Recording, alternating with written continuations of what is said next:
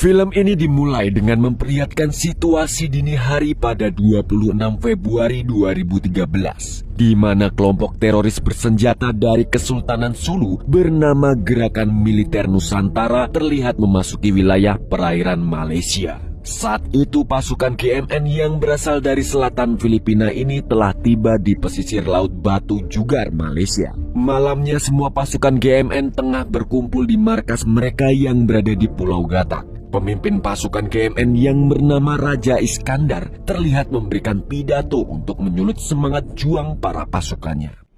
Walaupun kamu hilang tanpa pusara, pengkhianat mengatakan kamu derhaka.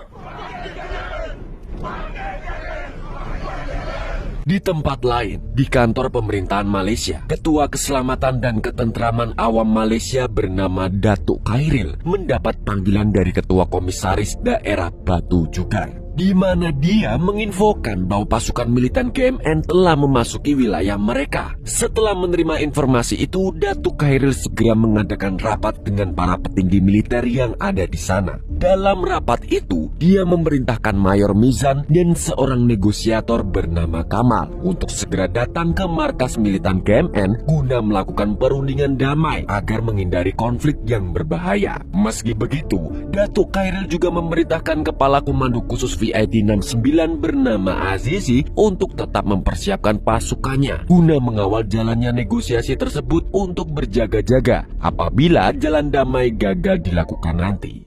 Pasukan Fatna bersedia untuk ke Batu Jugar. Jadi minta semua anggota bersiap sedia. Ini kita kena pastikan rundingan ini adalah rundingan damai.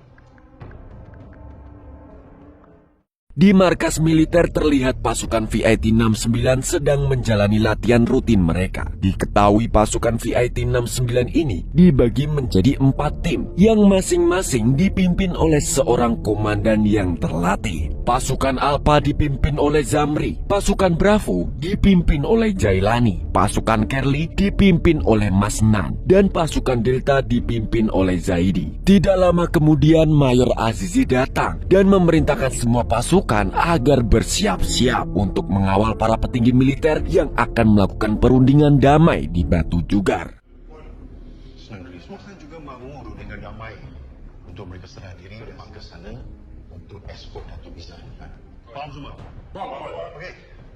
Saya jumpa anda semua di lapangan Timur malam ini. Sementara di markas politik distrik Batu Jugar, seorang inspektur bernama Inspektur Saiful mendapat perintah agar dia dan pasukannya bersiap-siap menuju ke bandara untuk menyambut kedatangan pasukan VIT 69.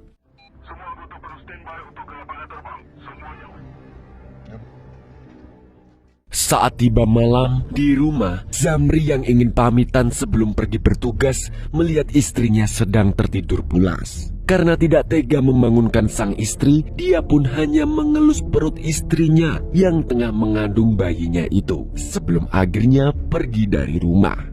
Begitu pula di kediaman Mas Nan, terlihat istri dan ketiga putranya mengantar kepergian Mas Nan yang akan segera berangkat bertugas besok hari. Saat melihat anak bungsunya tampak bersedih, Mas Nan pun berusaha memberikan pengertian kepada putranya itu bahwa ayahnya akan pergi untuk melindungi negara dan dia berjanji akan segera kembali untuk berkumpul bersama mereka lagi. Walaupun para anggota enggan pergi meninggalkan keluarga tercinta, namun mereka tetap harus melakukannya demi menjaga perdamaian kedaulatan bangsa. Hingga akhirnya seluruh pasukan VIT 69 pun berangkat menuju ke Batu Jugar untuk memulai misi panjang mereka itu.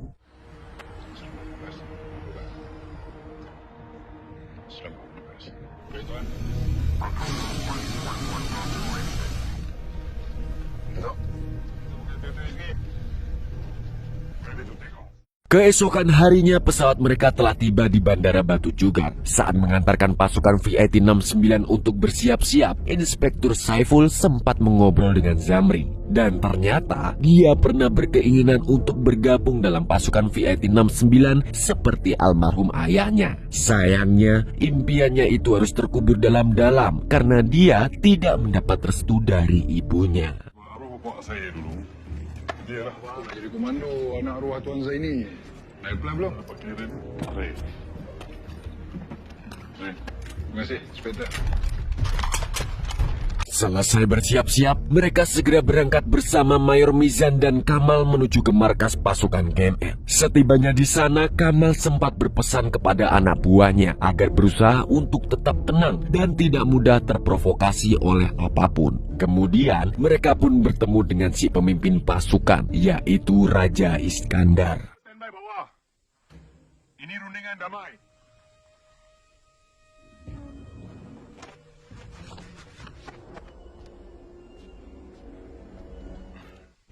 Terima kasih. Besar rombongan ini. Sebagai tuan rumah, Raja Iskandar mencoba bersikap baik dengan menyuguhkan kopi tubruk untuk kedua tamunya. Namun Mayor Mizan dan Kamal terlihat enggan minum kopi itu karena khawatir kalau minuman itu sudah dicampur oleh racun tikus. Saat negosiasi, Kamal pun segera mengutarakan maksud kedatangan mereka ke sana, yaitu ingin meminta pasukan militan KMN untuk melakukan gencatan senjata dan meninggalkan Malaysia secara damai. Namun Raja Iskandar berkata kalau dia bisa saja menyetujui permintaan itu, tapi dengan beberapa syarat, di mana dia meminta pihak mereka untuk memberikan 800 juta ringgit dan menyerahkan otoritas wilayah Batu Jugar kepadanya sebagai kompensasi dari gencatan senjata itu. Dia akan letakkan senjata dan berburu secara 800 juta dan seluruh tanah Batu Jugar. Mendengar itu tentu saja Kamal langsung mengatakan kalau hal itu tidak mungkin bisa dipenuhi oleh pemerintah Malaysia. Namun Raja Iskandar tidak peduli dan tetap pada syaratnya itu jika mereka ingin pasukannya untuk mundur. Merasa negosiasi gagal, akhirnya Kamal dan Mayor Mizan pun memutuskan untuk pergi dari sana. Dari dulu milik keturunan aku. Bagi kami mas ya. Terima kasih Raja. Nanti kita akan berhubung. Kami pergi dulu.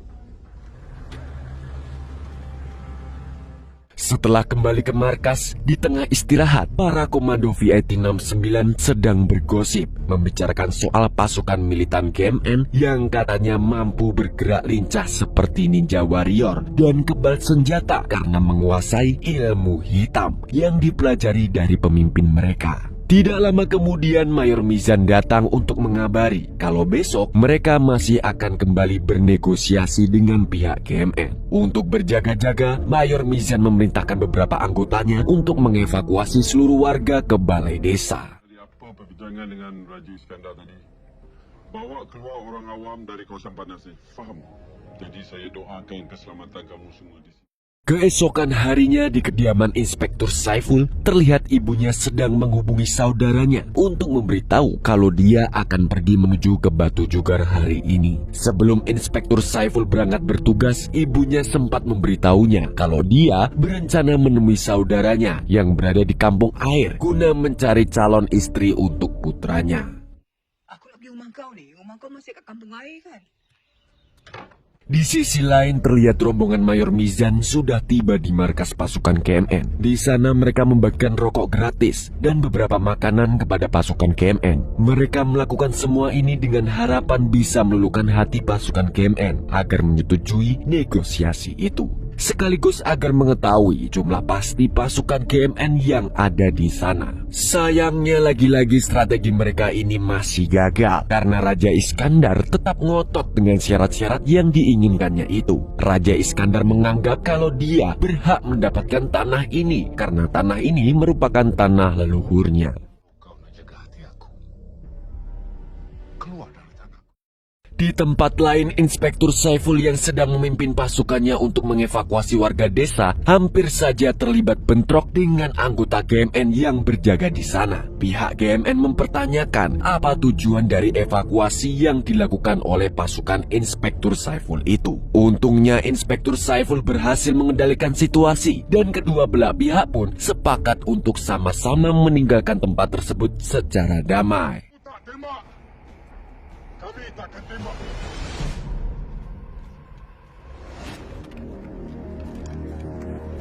Mereka keluarkanlah kampung.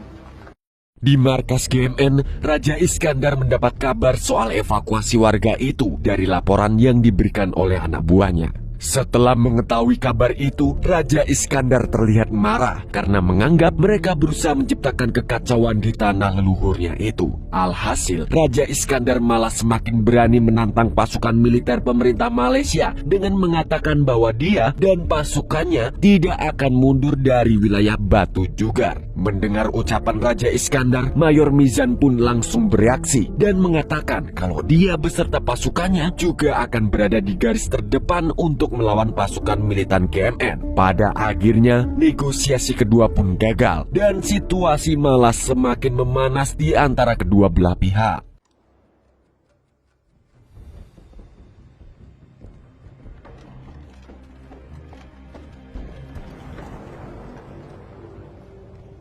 Di tempat lain, Inspektur Saiful terlihat mendatangi kantor balai desa untuk mencari keberadaan ibunya. Di sana, dia bertemu dengan saudara ibunya, yaitu Bibi Esa. Saat Inspektur Saiful bertanya soal ibunya, sayangnya Bibi Esa memberitahu kalau dia sama sekali belum bertemu dengan ibunya. Karena khawatir dengan kondisi sang ibu, Inspektur Saiful langsung pergi menemui petugas untuk meminta bantuan mencari keberadaan ibunya. Dia juga meminta agar segera memberitahu kepadanya apabila ibunya sudah berhasil ditemukan. Daftar masuk Dewan ni.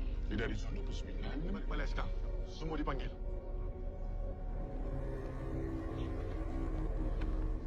Di markas militer pemerintahan Malaysia di Batu Jugar, Mayor Mizan yang tengah berdiskusi dengan Kamal mengatakan jika pemerintah pusat telah diberitahu soal gagalnya upaya negosiasi damai tersebut. Untuk menekan pasukan militan KMN, mereka pun berencana untuk menghentikan air dan makanan di daerah markas mereka. Dan jika dalam waktu 2 hari ke depan pasukan KMN belum bersedia melakukan gencatan senjata, mau tidak mau mereka harus menghadapi pasukan KMN dengan cara kasar, yaitu berperang.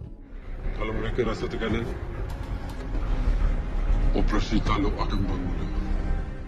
Malamnya, para komandan dari keempat tim pun mendapat tugas untuk mengawasi markas militan Sulu. Dari hasil pantauan, diketahui kalau tidak ada pergerakan sama sekali di tempat tersebut. Mereka pun menyimpulkan kalau pihak musuh telah melakukan perjalanan untuk berpindah ke desa lainnya. Pada akhirnya, Mayor Mizan memerintahkan pasukannya untuk segera melakukan pengintaian di semua tempat di wilayah tersebut. Pergerakan militer. Teruskan yang rapat dan pasukan mereka tidak keluar dari KTJ. 2 hari kemudian, tepatnya pada tanggal 1 Maret 2013, helikopter militer Malaysia melemparkan selebaran berisi peringatan terakhir yang ditujukan kepada pasukan KMN untuk mundur secepatnya. Sayangnya tindakan itu tidak mendapat respon positif dari pihak musuh, yang malah menganggap kalau itu adalah ajakan untuk berperang. Hingga akhirnya pertempuran sengit di antara kedua pasukan militer itu pun tidak dapat dihindari lagi. Keempat tim dari pasukan VET 69 mulai bergerak menyusuri perkebunan kelapa sawit itu untuk mencegah pergerakan pasukan KMN yang aktif berpindah-pindah untuk melancarkan serangan. Tim Kerli yang berada di tengah-tengah pasukan KMN seketika menjadi pusat serangan pihak musuh. Situasi tim Kerli mulai semakin terpojok dan satu persatu anggota telah berguguran terkena tembakan.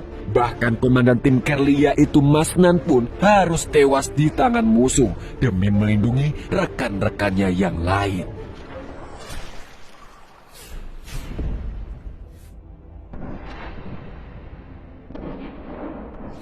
Saat melihat Masnan telah gugur, ketiga tim lainnya segera bergerak untuk memberikan bantuan kepada anggota tim Kerli yang tersisa. Berkat kerjasama tim mereka yang apik, akhirnya pasukan VET 69 berhasil menekan mundur pasukan KMN.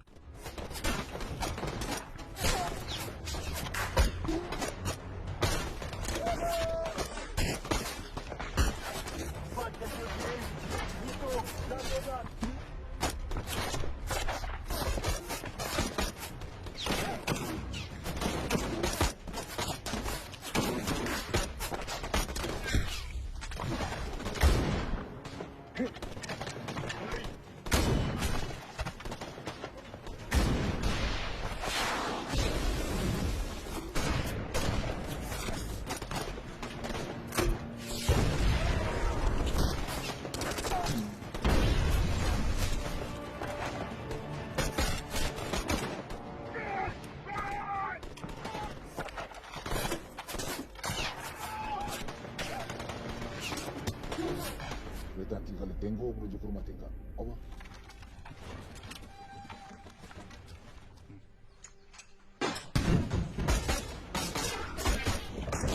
Meski pihak musuh telah dikalahkan, naasnya mereka harus kehilangan 2 komandan pasukan V-69, yaitu Masnan dan Zaidi. Sebagai gantinya, mereka berhasil menyandra beberapa anggota militan KMN, termasuk putra dari Raja Iskandar.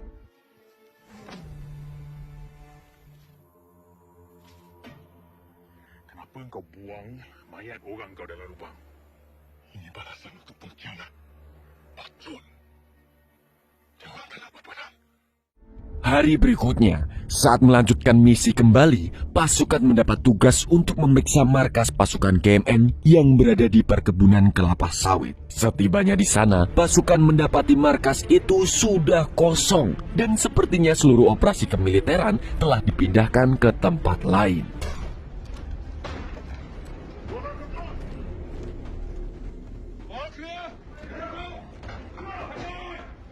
Roho clear. Tengok tak ada. Di sisi lain, pihak kepolisian diperintahkan untuk memeriksa Kampung Air, yaitu sebuah kampung yang berada di pesisir pantai dan dicurigai telah menjadi jalur pelarian dari pasukan militan KMN. Dipimpin oleh Inspektur Saiful, kepolisian mulai menggeledah satu persatu rumah yang berada di sana. Saat mereka tiba di sebuah rumah, mereka terkejut karena melihat ada begitu banyak anggota militan KMN yang bersembunyi di daerah tersebut. Hingga akhirnya baku tembak pun terjadi.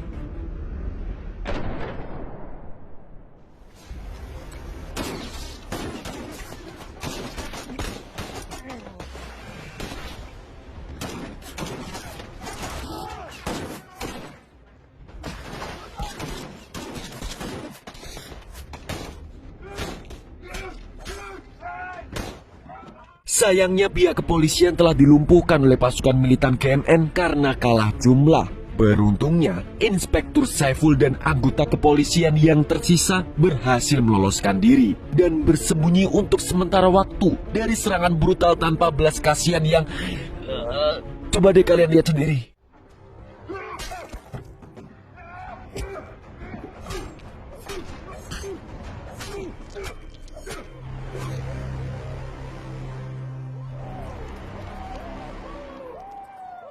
Di markas militer Malaysia, Kamal dan Mayor Mizan menerima rekaman panggilan terakhir dari salah satu polisi bernama Inspektur Majid yang masih bersembunyi di Kampung Air. Dalam rekaman itu, Inspektur Majid memberitahu kalau seluruh anggota kepolisian telah dibantai habis oleh pihak musuh. Mengetahui rekan-rekan seperjuangannya banyak yang gugur dalam medan perang, Jailani pun meminta izin ke atasannya agar segera mengirimnya ke Kampung Air untuk menghabisi pasukan KMN. Namun Kamal dan Mayor Mizan tidak mengizinkannya dan mengingatkan pasukannya agar tidak bertindak gegabah supaya tidak ada lagi korban jiwa yang berjatuhan. Aku tak nak hilang lagi budak-budak aku. Semua orang kat sini nakkan keadilan untuk anggota kita. Baik, Tuan. Pagi esok kita bersedia untuk ke Kampung Air. Ianya akan jadi membakar api juang kita.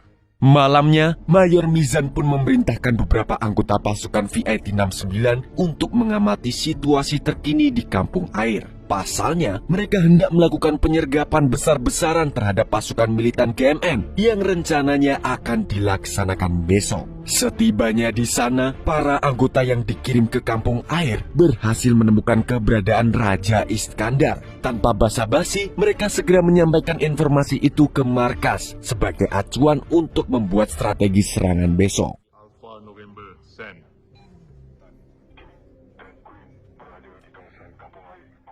Di sisi lain, Inspektur Saiful yang masih bersembunyi di Kampung Air tidak sengaja melihat ibunya dan beberapa warga lainnya tengah disandra oleh pasukan militan KMN. Walaupun dia ingin sekali menyelamatkan ibunya, namun apa daya, dia tidak bisa berbuat apa-apa dikarenakan kondisinya yang masih terluka parah akibat terkena tembakan di pertempuran tadi. Alhasil, dia pun hanya bisa bersembunyi sambil menunggu bantuan tiba.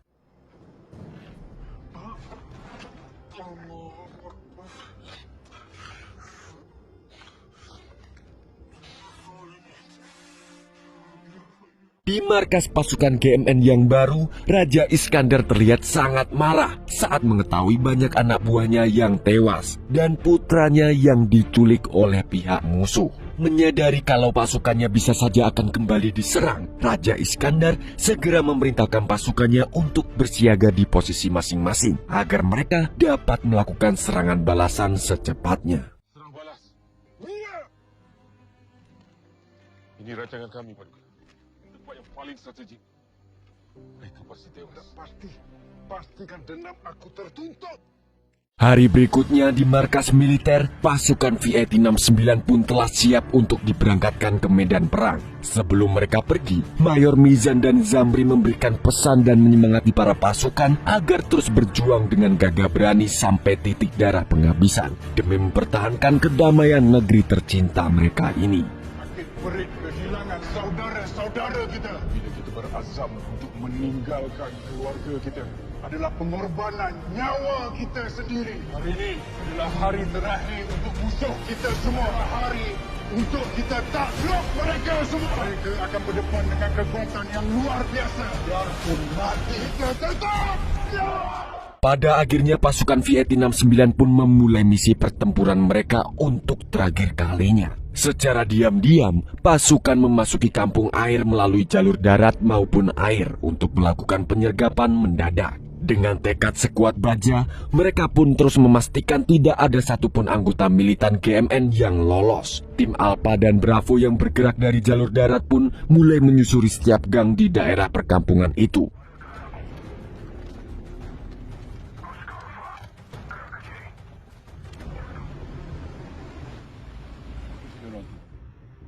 You on my scope. Tidak lama kemudian tim Bravo mendengar suara anak kecil yang berasal dari salah satu rumah yang berada tidak jauh dari posisi mereka saat ini. Saat mereka tengah mengamankan anak kecil itu, tiba-tiba pasukan militan GMN yang bersembunyi pun muncul dan langsung menyerang tim Bravo.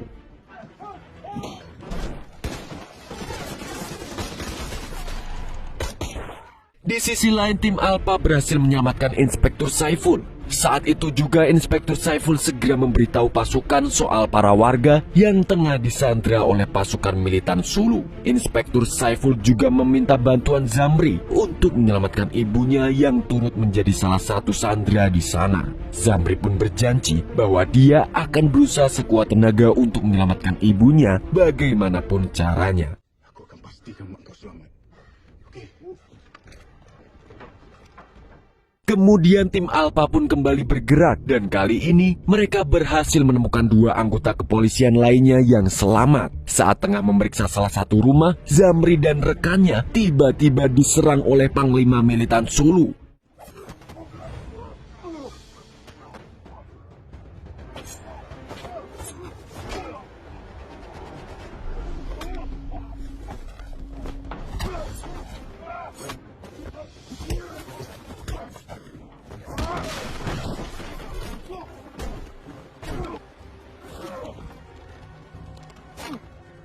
Dengan keahlian bertarungnya, Zamri pun mampu menumbangkan musuh itu, walaupun rekannya harus kehilangan salah satu tangannya akibat terkena bacokan. Dengan bantuan tim penembak jitu, tim Alpha langsung mengepung rumah tempat di mana para warga disandra. Berkat kerjasama mereka yang hebat, akhirnya semua warga yang disandra pun berhasil diselamatkan, termasuk ibunda Inspektur Saiful. Tidak hanya itu, pasukan militan GMN juga dibabat habis oleh mereka. Di luar, pasukan juga menemukan beberapa jasad anggota kepolisian yang tewas dalam kondisi mengenaskan, dengan kepala terpenggal dan ada juga yang telah dikuliti tubuhnya. Tidak lama kemudian, tim Alpha dan tim Bravo menerima informasi bahwa Raja Iskandar bersama anak buahnya sudah berada di dermaga untuk melarikan diri. Tanpa buang-buang waktu, para pasukan langsung menuju ke lokasi untuk mencegah operasi pelarian mereka. Hingga saat pasukan tiba di sana, pertarungan sengit pun kembali terjadi.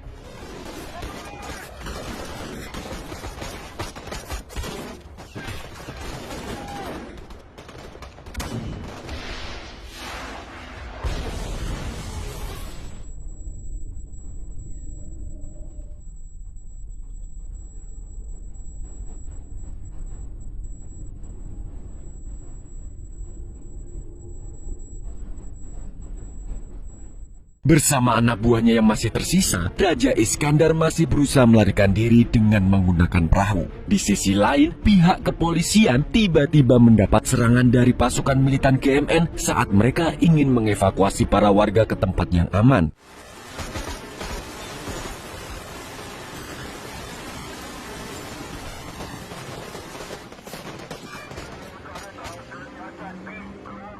Setelah berhasil mengevakuasi para warga, tim Alpha dan Bravo bergegas mengejar Raja Iskandar yang hendak kabur itu. Pada akhirnya, kapal yang diduga ditumpangi Raja Iskandar pun terpojok di sebuah pulau saat para pasukan menyerang mereka tanpa henti. Saat mereka memeriksa jasad yang tewas itu, sayangnya orang itu bukanlah Raja Iskandar, melainkan anak buahnya sendiri yang dijadikan umpan untuk mengelabui pasukan militer Malaysia.